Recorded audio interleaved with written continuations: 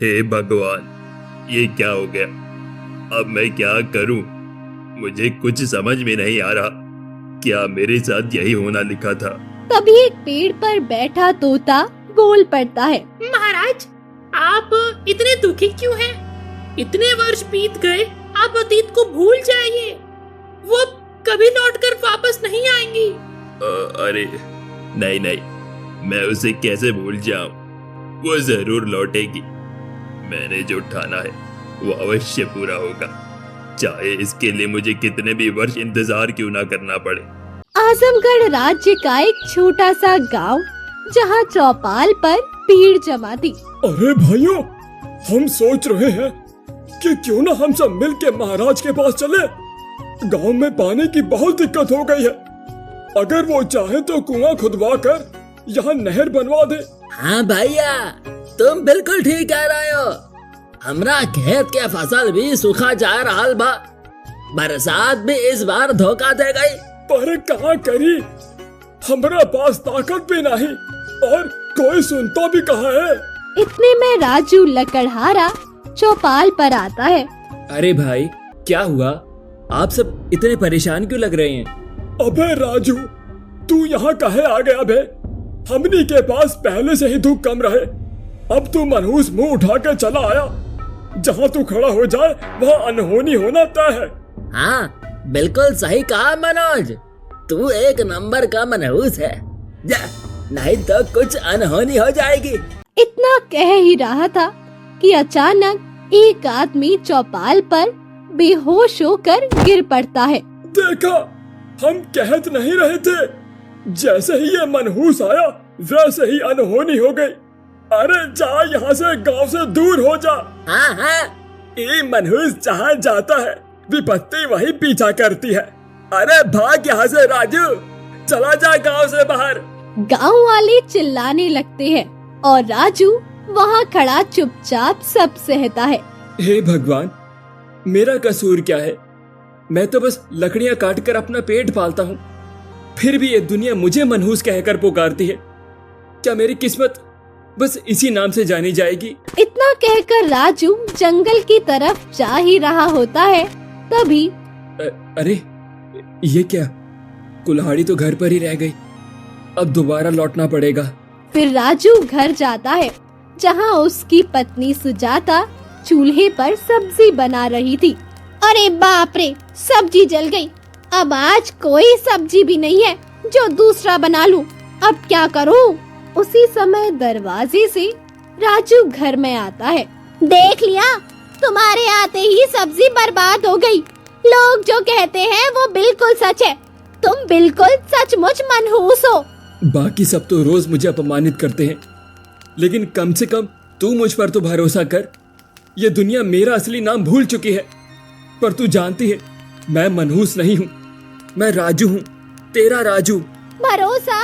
किस बात का भरोसा? लोग क्या यूं ही कहते हैं। देख लो, आज भी तुम्हारे आते ही सब्जी जल गई। सचमुच मेरा दुर्भाग्य है कि मेरी शादी तुमसे हुई। राजू वहीं खड़ा रह जाता है। उसकी आंखों से आंसू बहते हैं, लेकिन वो कुछ नहीं कहता और घर से निकलकर राजू चलते चलते घने जंगलों में चला जाता है। अचानक उसकी नजर सामने एक पुराने खंडर पर जा टिकती है। अरे राम, ये कैसी जगह है? ये तो वही खंडर है जिसके बारे में गांव के बुजुर्ग कहा करते थे कि ये शापित है। सुना है जो भी इसके अंदर जाता है वो फिर कभी लौट कर नहीं आता। नहीं, मुझे यहाँ से तुरंत निकल जाना चाहिए। भूल से ही सही, मेरा यहाँ आना ही भारी भूल है। फिर राजू घर की तरफ लौटने लगता है, लेकिन तब तक अंधेरा हो जाता है। ऐसे में अचानक राजू को झाड़ियों के पास करहाने की आवाज सुनाई दी।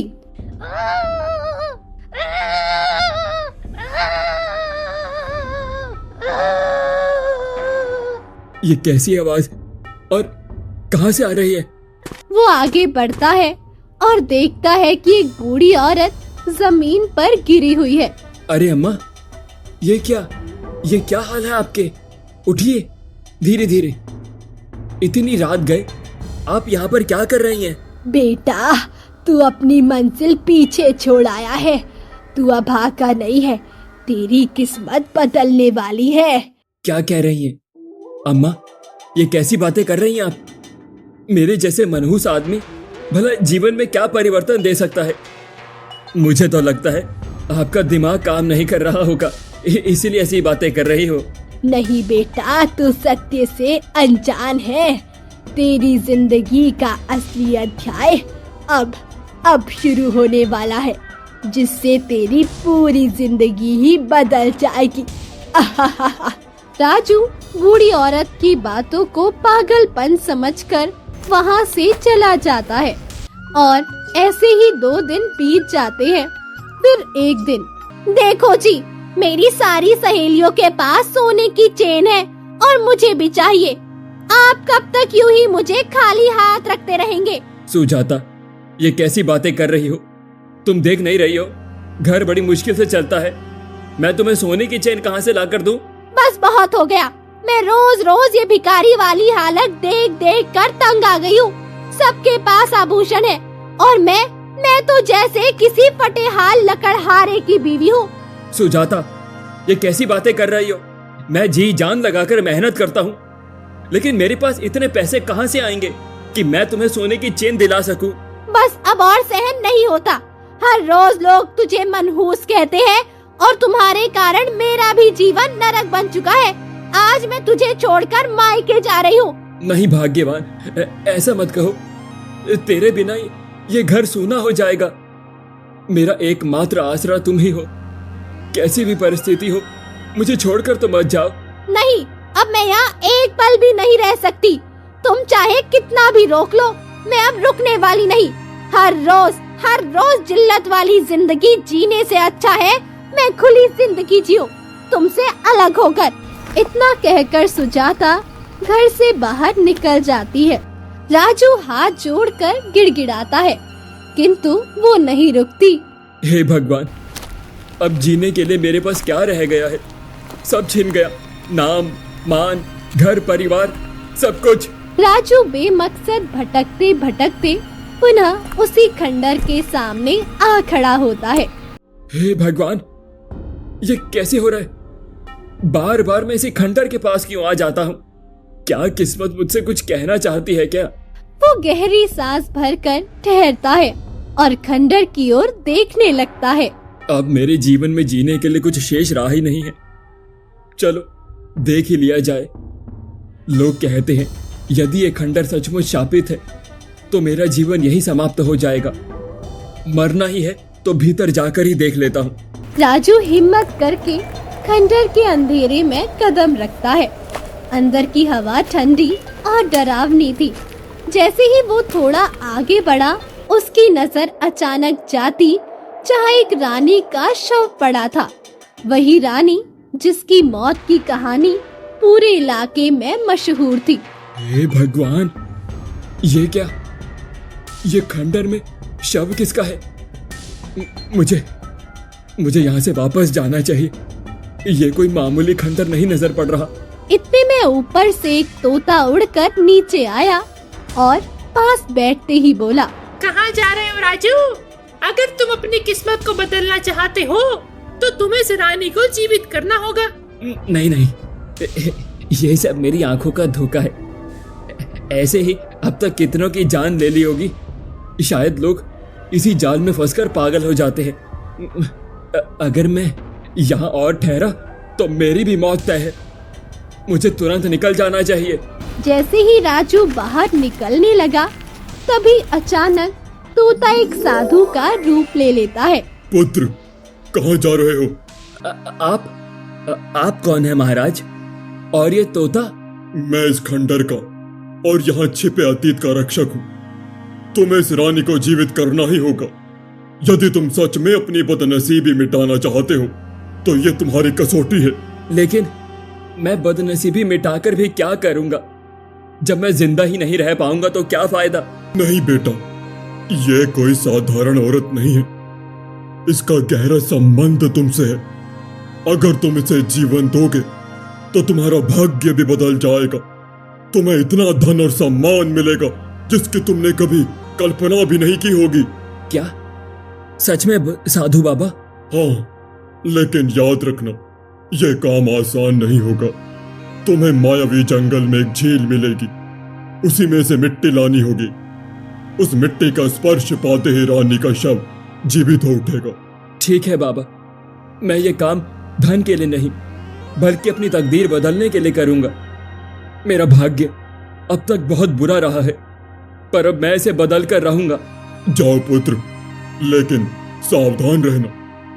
उस जंगल में हर कदम पर मायावी परीक्षा तुम्हारा इंतजार करेंगे। राजू साधु के आदेश पर चल पड़ता है। कुछ ही दूर जाता है कि अचानक जंगल का वातावरण बदलने लगता है। पेड़ पौधे अजीब सी सरसराहट करने लगते हैं। अचानक उसके सामने 3 रास्ते खुल जाते हैं। हर रास्ता बिल्कुल एक जैसा दिखता है। हे भगवान, अब कौन सा रास्ता सही है? अगर मैं गलत दिशा में चला गया तो हमेशा के लिए इस जंगल में भटक जाऊंगा। तभी एक आवाज गूंजती है। राजू, अगर मिट्टी चाहिए तो सही रास्ता चुनना ही होगा, लेकिन याद रखो, आंखों से जो दिखता है वो झूठ है। सच्चाई दिल की आवाज से मिलेगी। राजू पहले रास्ते पर कदम बढ़ाता है। अचानक पूरा रास्ता सांपों से भर जाता है। वो डरकर पीछे हटता है, फिर दूसरा रास्ता चुनता है। वहाँ आग की लपटें उठने लगती है और गर्मी से उसका दम घुटने लगता है। राजू थककर बैठ जाता है। अगर मैं आंखों से देखूंगा तो मर जाऊंगा। दिल कह रहा है कि बीच वाला रास्ता ही सही है, चाहे डर कितना भी बड़ा क्यों ना हो। राजू आंखें बंद कर साहस जुटाता है और बीच वाले रास्ते पर बढ़ता है। जैसे ही आगे बढ़ता है, सांप, आग, अंधेरा सब अचानक गायब हो जाता है। रास्ता एकदम साफ और उज्जवल हो जाता है। हाँ, यही सच्चाई थी। दिल की आवाज पर भरोसा करना ही असली जीत है। राजू भ्रम का जंगल पार करके आगे बढ़ता है। कुछ दूर चलते ही उसे एक विशाल झील दिखाई देती है, लेकिन जैसे ही राजू पास पहुंचा, मिट्टी लेता है, तभी झील से एक रहस्यमय आवाज आती है। रुको यात्री, अगर तुम्हें हमारी मिट्टी चाहिए तो पहले तुम्हें मेरी पहेली का उत्तर देना होगा, वरना ये झील तुम्हें हमेशा के लिए निगल जाएगी। ठीक है, पूछो, मैं कोशिश करूंगा। सुनो ध्यान से, मैं ना किसी सोने चांदी से खरीदी जाती हूँ, ना किसी ताज में सजाई जाती हूँ। मेरे बिना राजा भी अधूरा है, गरीब भी अधूरा है। अगर मुझे अपनाओगे तो मनुष्य कहलाओगे। बताओ मैं कौन हूँ? इस पहेली का उत्तर है मनुष्यता, क्योंकि यही वो चीज है जो किसी को सच में इंसान बनाती है। सही उत्तर दिया तुमने। ले जाओ ये मिट्टी, यही तुम्हारी तकदीर बदलेगी। याद रखना, ताकत धन से नहीं बल्कि मनुष्यता से मिलती है। राजू मिट्टी लेकर खंडर लौटता है। जैसे ही वो रानी के शव पर मिट्टी डालता है, अचानक वहाँ तेज रोशनी फैल जाती है। रानी का शरीर धीरे धीरे हिलने लगता है और वो जीवित हो उठती है। मैं कहाँ हूँ? मैं जीवित कैसे हो गई साधु महाराज? महारानी, इस राजू ने आपको जीवित किया है। यही आपका पुत्र है। ये आप क्या कह रहे हैं साधु महाराज? मैं कोई रानी का बेटा नहीं बल्कि एक मनहूस हूँ। पूरे गांव के लोग मुझे मनहूस कहते हैं। राजू बेटा, मैं रानी हूँ और तू कोई मनहूस नहीं बल्कि मेरा बेटा है। बेटा, आप मेरी माँ? ये सब कैसे हो सकता है? तभी बाबा आगे बढ़े और राजू को सब सच्चाई बताने लगे। सुनो बेटा, बहुत साल पहले जब तुम जन्मे थे, तब तेरे पैदा होते ही महल में आग लग गई। वो आग किसी अपशगुन से नहीं लगी थी, बल्कि महल के गद्दार ने लगाई थी। उसकी मंशा थी कि राजा के वंश का कोई वारिस ना बचे। आग देखकर सबको लगा कि तू जन्म लेते ही मर गया। लोगों ने तुझे मनहूस समझ लिया, लेकिन तेरी माँ यानी रानी ने अपनी एक सखी की मदद से तुझे चुपके से गांव भिजवा दिया और तू उसी गांव में पला बड़ा। तो इसका मतलब मैं मनहूस नहीं था? नहीं बेटा, तुम मनहूस नहीं बल्कि इस राज्य का वारिस है। लेकिन उस गद्दार को जब ये बात पता चली तो उसने तेरी माँ को भी मार डाला। राजा तेरे पिता रानी से बहुत प्रेम करते थे, इसीलिए मेरी सलाह पर हमने रानी के शरीर को इस गुफा में सुरक्षित रखा, ताकि जब तू लौटेगा तो अपने हाथों से उसे जीवन दान देगा और तेरे माथे से हमेशा के लिए मनहूसियत का कलंक मिट जाएगा। राजू की आंखों से आंसू बहने लगे। रानी ने उसे गले लगा लिया। बेटा, आज तूने अपनी माँ को जीवन दिया, अब मुझे अपने राजा, अपने पति के पास लौटना है। तू कभी मनहूस नहीं था, तू तो हमारी उम्मीद था। फिर तीनों राजमहल की तरफ निकल पड़ते हैं और कुछ ही दूर में राज दरबार पहुंच जाते हैं। रानी, क्या मेरी आंखें धोखा दे रही हैं? परसों से तुम्हारे बिना हर पल सुना था, हर सांस अधूरी थी। आज तुम सचमुच मेरे सामने खड़ी हो। ये क्षण तो मेरे जीवन की सबसे बड़ी विजय है। राजा दौड़कर रानी को गले लगा लेता है। दोनों की आंखों से खुशी और दर्द के आंसू बहने लगते हैं। महाराज, किस्मत ने हमें बरसों बाद फिर मिलाया है। हमारे बिछड़े हुए सपने आज पूरे होने वाले हैं। और देखिए, ये वही है, हमारा लाल, हमारा बेटा, जिसे दुनिया ने मनहूस कहा, पर ये तो इस राज्य का तारा है, तारा। क्या ये सचमुच हमारा पुत्र है? वो संतान जिसे हमने खो दिया था, जिसे जन्म लेते ही किस्मत ने हमसे छीन लिया था। हाँ महाराज, हाँ, यही है हमारा पुत्र, हमारे राज्य का भविष्य। राजा भावुक होकर राजू की ओर बढ़ता है और उसे गले लगा लेते हैं। पुत्र, आज से तू मेरा सिर्फ बेटा ही नहीं बल्कि इस राज्य का उत्तराधिकारी भी है। आज से तेरे माथे पर मनुष्यत का नहीं, राज मुकुट का तिलक होगा। तू वो दीपक है जो हमारे वंश की लौ जलाए रखेगा। पिताजी, माँ, मैंने तो कभी सपने भी नहीं सोचा था कि मैं इस राज्य का राजकुमार हूँ। अब तक तो मैं एक साधारण लकड़हारे की तरह जीता रहा, जहाँ गांव वाले मुझे मनहूस कहकर अपमानित करते थे, कभी सीधे मुंह बात तक नहीं करते थे। लेकिन आज मुझे अपना असली घर, अपने असली माता पिता, अपनी असली पहचान मिल गई। ये मेरे जीवन का सबसे खुशी का पल है। मैं बहुत खुश हूँ माँ, पिताजी। दरबार तालियों से गूंज उठता है। ये खबर पूरे राज्य में आग की तरह फैल जाती है। अरे सुनो रे हरिराम, तूने खबर सुनी? वो राजू लकड़हारा असल में इस राज्य का राजकुमार निकला। तू मजाक तो नहीं कर रहा? हम लोग तो उसे मनहूस ही समझते रहे, वही असल में राजकुमार निकला। हाँ रे, और सुन, महाराज ने उसे अपने उत्तराधिकारी भी बना लिया है। तो फिर देर का है? उसकी घरवाली सुजाता को भी बता देते हैं, उसका तो सबसे पहले जानना चाहिए। फिर दोनों गांव वाले सुजाता के पास जाते हैं। अरे सुजाता, बाहर आओ, बड़ी खबर लाए हैं।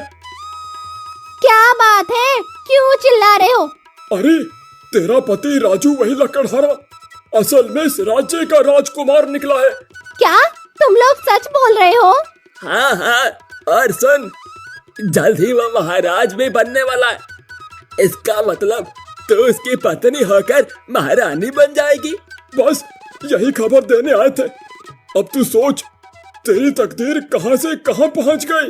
दोनों गांव वाले वहां से चले जाते हैं। हे भगवान, मैंने तो कभी सोचा भी नहीं था वो गरीब लकड़हारा जिसे मैं मनहूस समझकर छोड़कर आई, असल में तो राजकुमार निकला। मुझे तुरंत उसके पास जाना होगा, उससे माफी मांग लूंगी और फिर से उसकी पत्नी बन जाऊंगी। सुजाता अपने चेहरे पर लालच और नकली पछतावे की मिली जुली मुस्कान लेकर जल्दी जल्दी राजमहल की ओर निकल पड़ती है। सुजाता जब राजू के सामने आती है तो राजू अब राजकुमार की पोशाक में खड़ा था। राजू, मुझे माफ कर दो, मैंने तुम्हें बुरे वक्त में छोड़ दिया। मैंने तुम्हें मनहूस समझा, पर तुम तो भगवान निकले। मुझे एक बार फिर अपने पास रख लो। मैं अब कभी तुम्हारा साथ नहीं छोड़ूंगी। सुजाता, जो पत्नी अपने पति के साथ बुरे वक्त में नहीं थी, वो सच्ची पत्नी नहीं होती। तुमने मुझे छोड़ दिया जब मुझे तुम्हारी सबसे ज्यादा जरूरत थी। आज अगर मैं राजकुमार बना हूँ तो ये मेरे कर्म और भाग्य का फल है, तुम्हारे साथ का नहीं। राजू, मुझे एक मौका और दे दो। सुजाता, तुम्हें धन चाहिए तो लो, सम्मान चाहिए तो ले लो, लेकिन मेरा दिल अब तुम्हारे लिए नहीं है। मेरा असली साथ तो मेरे माता पिता और इस राज्य के लोगों का है। अब मैं उनका हूँ जिन्होंने मुझे मनहूस नहीं, इंसान समझा है। फिर सुजाता रोती हुई वापस आ जाती है। जो कभी गांव का एक साधारण लकड़हारा था, आज राजकुमार बनकर पूरे राज्य का तारणहार बना। उसने मनहूसियत का कलंक तोड़ा और सबको दिखाया कि सच्चा इंसान वही है जिसके पास धन नहीं बल्कि मनुष्यता हो।